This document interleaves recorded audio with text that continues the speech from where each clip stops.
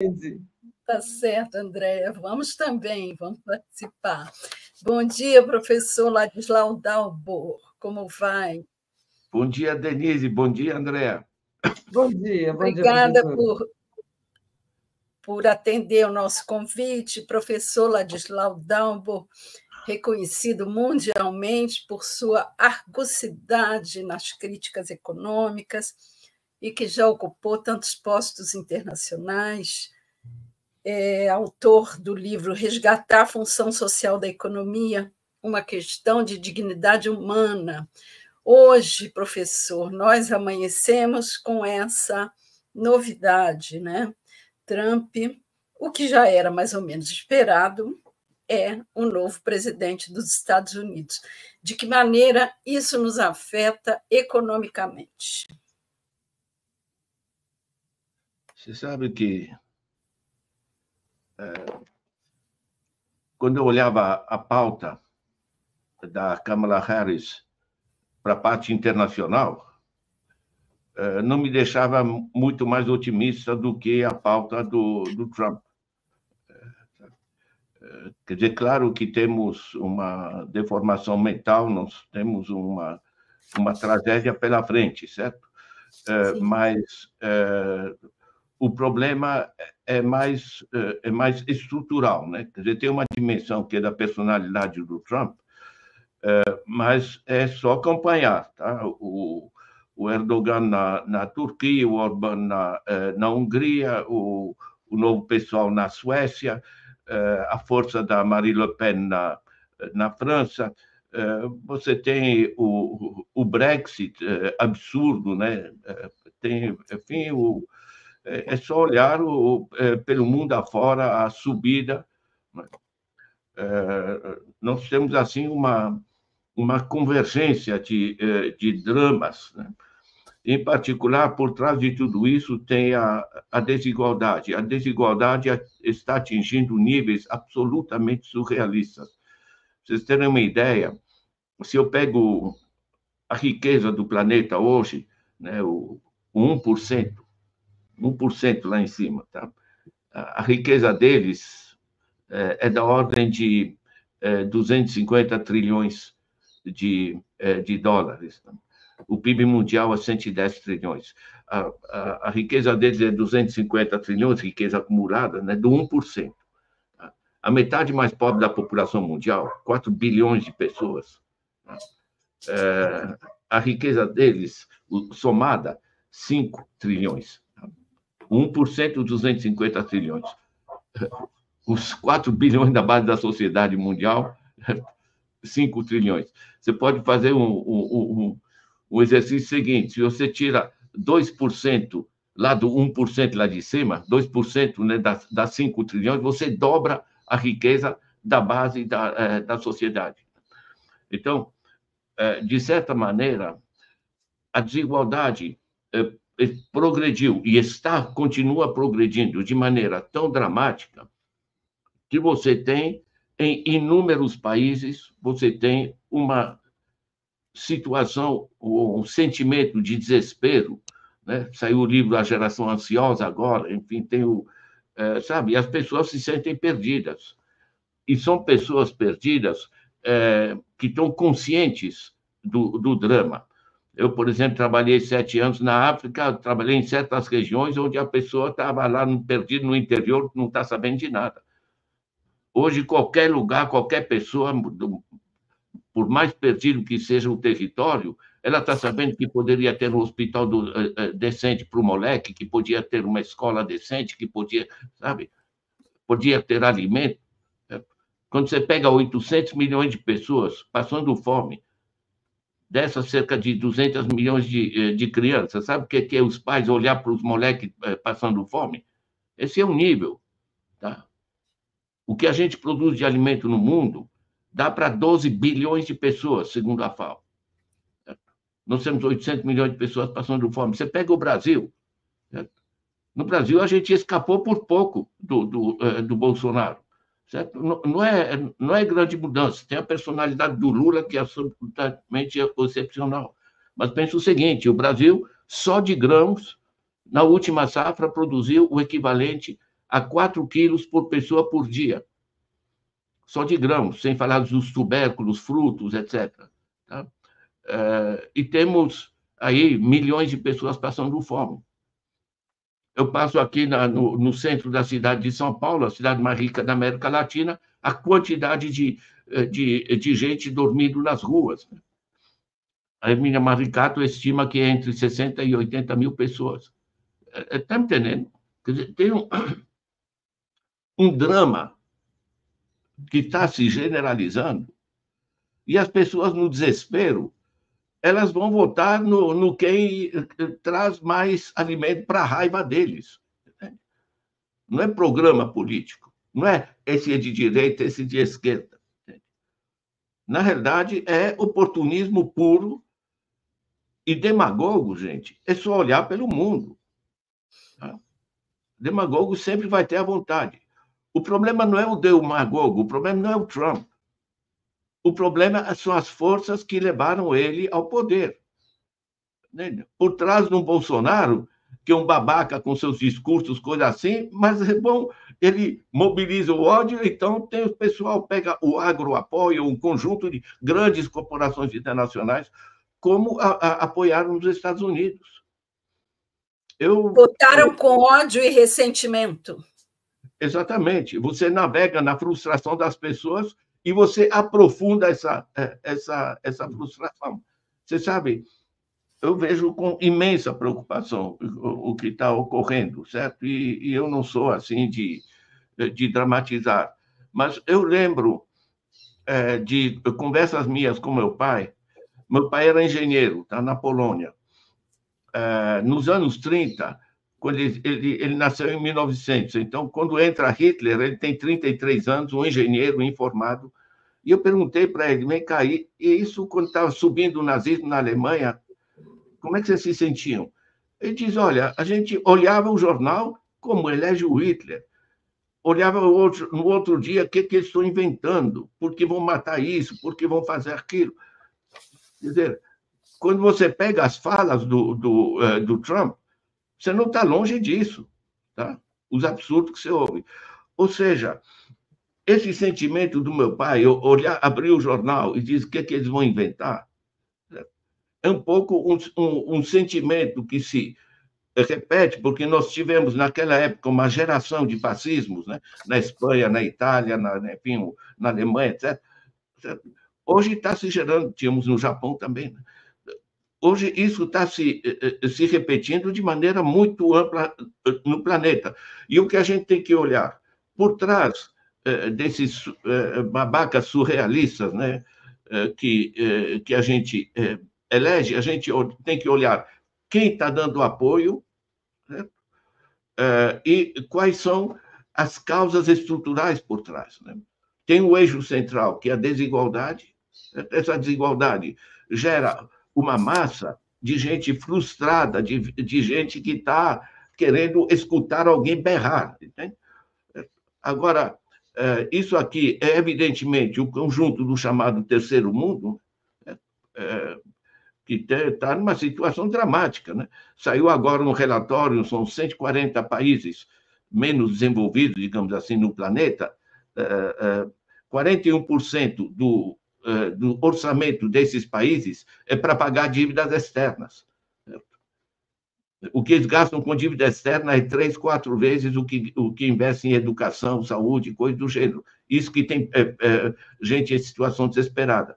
Agora, quando a gente pega os Estados Unidos, eu peguei 1990 a 2020, portanto, os 30 anos, os 50% mais pobres nos Estados Unidos não avançaram $1. Tá? Se sentem absolutamente parados. Sabe o que é você ver que os teus filhos voltam para casa porque não conseguem um emprego, não conseguem progredir? Um sentimento de estagnação. Então, para mim, pegar os dramas sociais e ambientais que a gente está gerando, os grupos, grandes grupos econômicos que estão navegando nessa e estão aprofundando esses dramas e que forçam a eleição dessa gente. Né? De certa maneira, temos uma pirâmide de poder Você sabe que é uma coisa interessante, as pessoas não se dão conta da mudança da estrutura do poder econômico, né? Eu recebi esse livro, que é excepcional em termos de Time Capital, é do Peter Phillips. Uhum. Excepcional. É um dossiê. Tá? Ele te mostra, por exemplo, que os 10 maiores grupos são essencialmente norte-americanos, financeiros. Tá? Eles administram 50 trilhões de dólares. Põe BlackRock, State Street, Fidelity, enfim, UBS Suíça, enfim, esse grupo, 10 grupos, tá? Administram 50 trilhões de dólares. O PIB mundial, 2022, é 100 trilhões. Estão entendendo? Nas mãos de 117 diretores que estão ali e que controlam, não só... Esse é o sistema financeiro, portanto, controlam. A BlackRock está em todas as grandes empresas brasileiras, como acionista, drenam através de dividendos.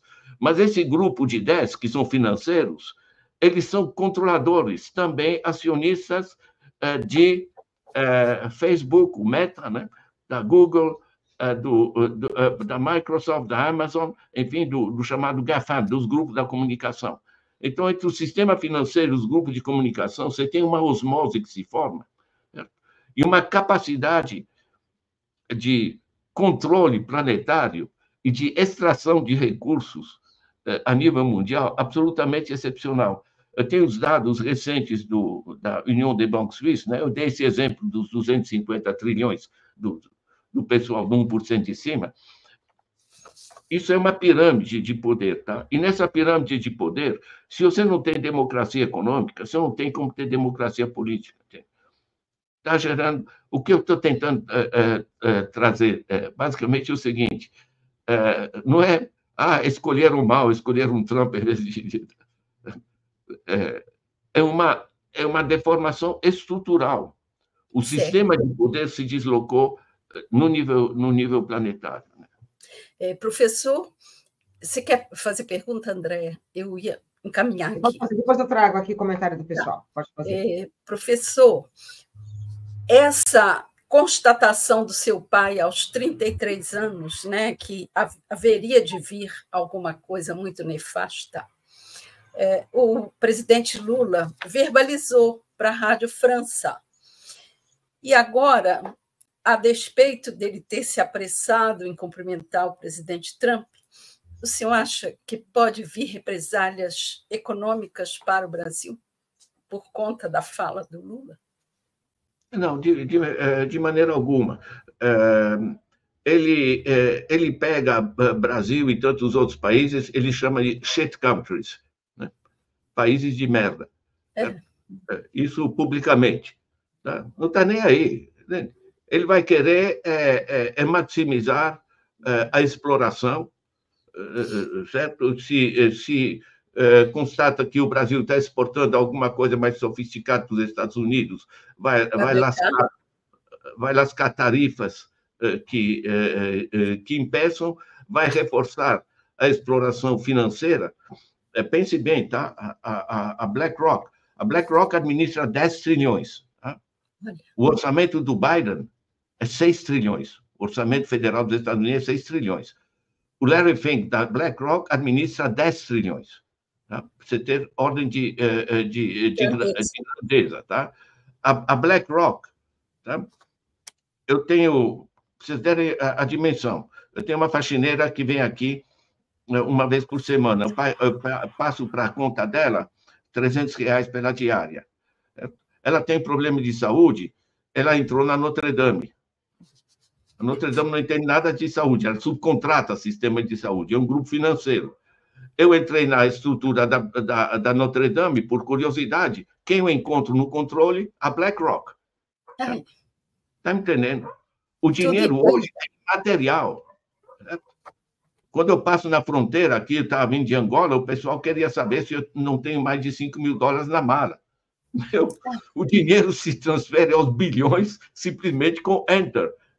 É um sinal magnético, é dinheiro virtual. Então, isso mudou radicalmente o sistema. O peso do dólar né? Agora, os Estados Unidos vão empurrar de maneira radical, o que abre outro espaço extremamente importante para nós, né? Que foi levantado aqui pelo Léo Sobreira, que eu peguei o finzinho aqui, né? Que é a importância dos BRICS. Eu ia entrar nesse tema agora, professor, perguntando exatamente que o Trump ele é radicalmente contra os BRICS. Essa oposição que ele faz a essa política da moeda única ou de moedas próprias na negociação, ele não vai se opor a isso de uma forma feroz? Ele vai avançar a toda nisso, certo? Porque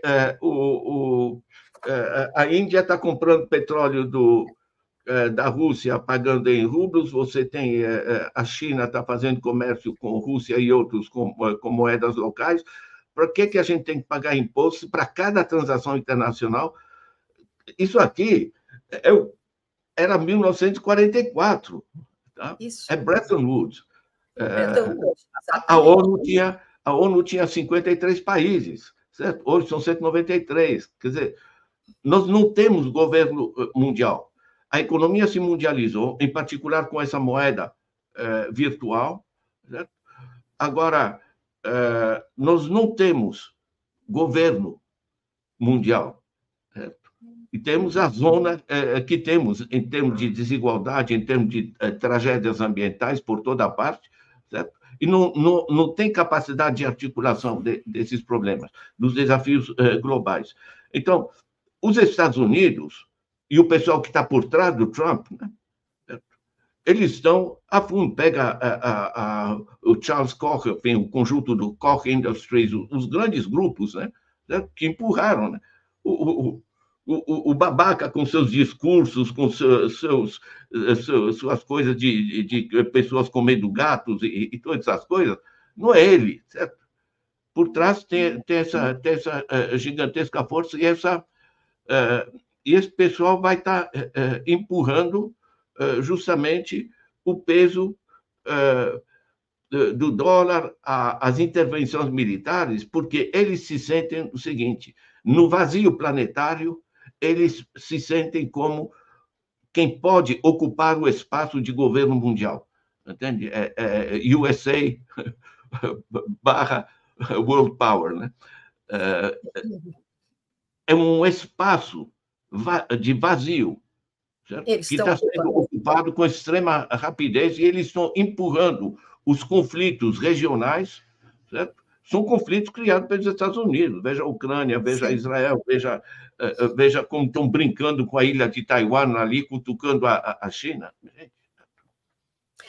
Professor, vindo agora aqui para o Brasil mesmo, na essência da coisa, hoje nós temos reunião no Copom, e essa semana nós passamos na expectativa dos anúncios de cortes para beneficiar o tal do arcabouço fiscal que tantas vezes nós discutimos, eu e o senhor aqui, em nossas entrevistas. Qual é a expectativa hoje sobre os juros do Copom e sobre esses cortes de gasto, que a própria CNI já disse que são desnecessários, não os cortes, mas ela diz que a alta dos juros é desnecessária porque o país está com uma economia indo bem e se solidificando. Diga para nós a expectativa do dia de hoje, que, além dessa notícia da maior importância, virão outras. O que o senhor espera até o final do dia, o que vamos viver? Eu não costumo comentar expectativas, porque quando os economistas manifestam expectativas... É porque é catástrofe. Eu sou prudente, você sabe o que é. Agora, eu entendo dos interesses. Sim. Quando você tem esses 10,75% atual, certo? E uma dívida pública de 7 trilhões, essa dívida de 7 trilhões é juros sobre juros, tá? Os bancos aplicando o dinheiro dos nossos depósitos em títulos do governo e recebendo dinheiro e reaplicando no título do governo, tá?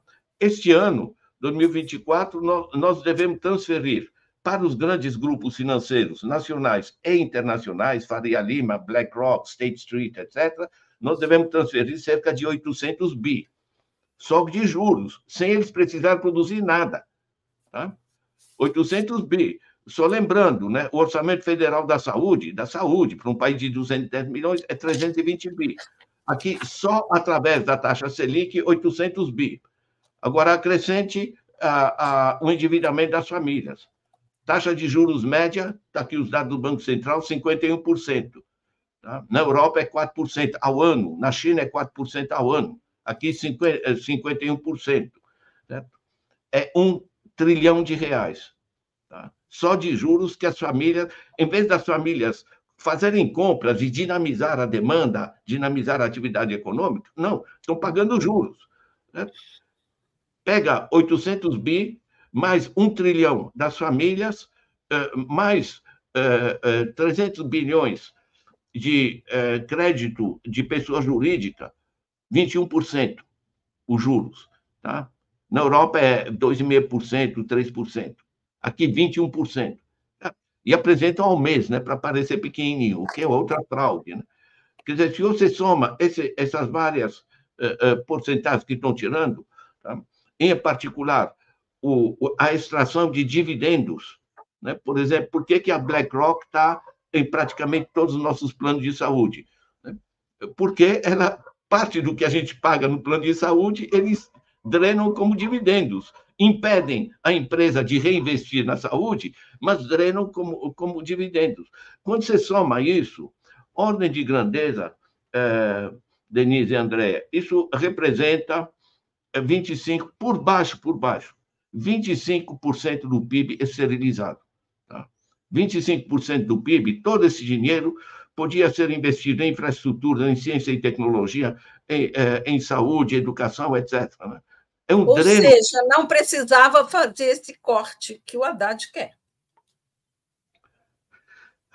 O Haddad não quer. Não, o Haddad está pressionado a fazer. Está com a corda no pescoço. Quando eu tive em 2002, no final de 2002, eu tive na reunião onde o Lula leu aquela carta aos brasileiros. Né?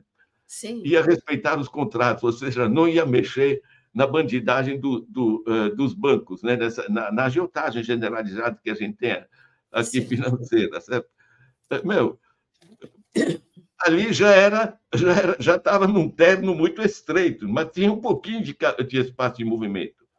Hoje, a pressão dos sistemas, que o sistema financeiro interno, articulado com o sistema financeiro internacional e todo o sistema de dividendos, né, juros aqui dentro e, dominantemente, os dividendos, acrescente a privatização da Vale, privatização parcial da Petrobras, ou seja, essas exportações de minérios, por exemplo, eu vejo os países árabes exportam petróleo bruto, mas para financiar o pós-petróleo. Aqui não, a gente exporta petróleo, a gente exporta níquel, ferro, exporta carne lá com JBS e tal. Certo?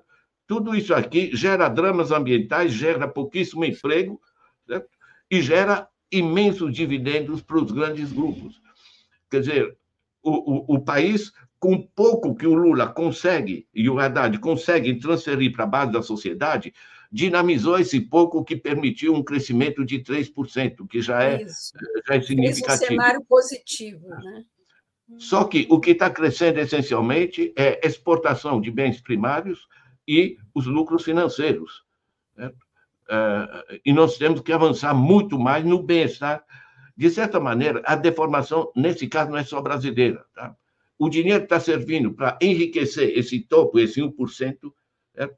E não para enriquecer a base da sociedade. Então, isso tem perna curta, porque está gerando uma situação absolutamente trágica. Né? Por que eu volto ao BRICS e ao internacional? Porque sim, a gente faz o cálculo, eu uso os dados do Fundo Monetário, tá? Porque se eu pego o Fundo Monetário e outras instituições internacionais, a gente não calcula o PIB da China convertendo em dólares, porque depende da taxa de câmbio. Certo? Então, você tem que tirar as variações cambiais e é o que a gente chama de purchasing power parity, paridade de poder de compra. O volume efetivo, valor efetivo de produção do PIB dos Estados Unidos, tá? Dos Estados Unidos é 28 trilhões, a China 35 trilhões. Tá? Essa é a ordem de grandeza. A China ultrapassou os Estados Unidos em termos econômicos em 2017. Tá? E está se afastando rapidamente. Isso, de um lado, gera uma imensa ameaça, porque não à toa, lembrei da primeira administração Trump, como ele atacava a China. Sim, e vai atacar mais. E agora vai atacar muito mais. Esse é um lado que ameaça, e o outro lado é o seguinte, Brasil e tantos outros países, eu estive agora em Angola discutindo isso, certo? Eles têm como se apoiar num rival mais forte, está me entendendo? Então, toda essa parte do BRICS, na realidade, a gente fala BRICS, o importante ali é a China, né? Certo? Sim, então, ela que dá peso. Há um espaço de você ter um contrapeso. Isso, para nós, é extremamente importante, porque a gente não vai ser autônomo, enfim, sim, soberano, professor, menos, né? A gente se apoiando um pouco num, um pouco no outro, certo? E negociando isso, você tem uma, digamos, uma dependência distribuída, entende? Que evita o sufoco, né? Para mim, esse é o eixo. Então, o investimento no BRICS é fundamental. Professor, André, tá na hora? Está quase, está quase. Tem uma pergunta aqui da Elizabeth Coutinho, que ela queria realmente entender como é que vai ser agora a estrutura econômica dos Estados Unidos com Trump. Eu estou tentando achar, porque ela fala o seguinte, ela tinha levantado que não era uma economia, neoliberal. Deixa eu pegar aqui. Aqui, ó, Elizabeth Coutinho. A minha dúvida é que Trump não é um neoliberal. Como será a condição dele na economia americana? A condução dele vai ser de acordo com os gigantes de interesse financeiro. A única coisa significativa que ele fez na outra administração dele foi baixar o imposto sobre as corporações de 35% para 21%. Tá? Ou seja, liberou geral. Tá? E, com isso, tirou do mapa as capacidades de saúde preventiva nos Estados Unidos, né? Tirou do mapa o meio ambiente, tirou do mapa o controle das empresas de petróleo e gás, né? Koch Industries, etc. Enfim, ele vai facilitar, abrir, né? Que essa é a visão. Eu acho que sim, ele é neoliberal nesse sentido, depende de que entende Elizabeth por neoliberal, mas basicamente é o cara das grandes corporações. Tá? Dane-se o meio ambiente, dane-se a desigualdade, certo? O que interessa é fazer dinheiro em nome de MAGA, Make America Great Again. Certo? Nós somos os reis do mundo. Eu vi uma entrevista antiga do presidente da Coca-Cola dizendo: nós vamos dirigir esse planeta. Por quê? Because we have earned it, porque o fizemos por merecer. Certo? Essa é a visão e essa é a ameaça. Vejam a forma como eles conseguiram cortar a dependência da Europa Ocidental relativamente à Rússia. A energia vinha da Rússia. Eles proibiram a construção do segundo e destruíram o duto que existia. O duto que colocaram a Europa na dependência dos Estados Unidos. Ajudaram a tirar a Inglaterra da Europa, que fragilizou a Europa, mas colocou a Inglaterra nos braços dos Estados Unidos. O que estava se formando é a chamada Eurásia, né? Isso. Rússia, China, etc., estava se articulando. Ia deixar os Estados Unidos chupando picolé ali, né? Eles mudaram o foco. E eles estão essa agressão, é um imperialismo planetário que tem a dimensão financeira essencial, vão utilizar o dólar, continuam a usar o dólar é surrealista, né? Eles emitem quanto dólar querem. Então, se você pega a dívida pública deles, não estão nem aí, tá? Estamos acima de 30 trilhões, né?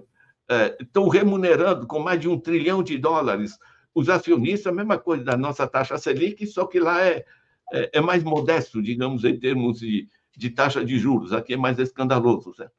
Mas é o mesmo sistema, tá? É o mesmo sistema de poder extremamente agressivo e muito provavelmente vai até empurrando a África, a Ásia, a América Latina para um apoio no contrapeso que a China pode constituir. Professor, infelizmente, acabou. Tá. Eu aqui fazendo esse papel horrível. Eu vou passar só para a gente fazer esse fechamento. Só para agradecer essa aula magnífica do professor Ladislau, no momento tão dramático que nós podemos classificar assim, e o senhor trazendo aí um quadro muito real e muito preocupante, mas cheio de informações que nos são muito úteis. E eu queria agradecer a Andréia por nos dar esse apoio maravilhoso aí com o nosso público e a nossa comunidade, e convidá-los para ver o Brasil Agora, às 16h10, quando eu vou estar lá com a Andréia de novo, comentando, ou talvez acho que é com a... eu entro só no finalzinho. Ai, professor, peraí, adoro fazer propaganda de livro. Esse é fantástico, esse é necessário. Eu sou professor, eu recomendo livros, tá? Eu adoro! Esse aqui, Resgatar a Função Social da Economia, ajuda muito, tá? Porque pega análise das transformações recentes, na parte final, 4 eixos propositivos, entende? Para a gente se apoiar. E ajuda. E lembrem que eu mostrei esse livro aqui, isso aqui ainda só está em inglês, mas no meu site, vocês entrando no dobor.org, tem a resenha, né, com alguns dados básicos, certo? Nós precisamos entender essa dinâmica mais internacional como ela... E é muito bom vocês organizarem esse tipo de discussão, né? Nós precisamos de mais gente entendendo os desafios. Muito obrigada, professor. Eu que agradeço, Denise, você ter trazido o professor. Professor, muito obrigada pela sua presença. Já fica aqui o convite, com certeza, para a sua volta. Denise, beijo para você e até mais. Beijo, até mais. Logo. Tchau. Até logo.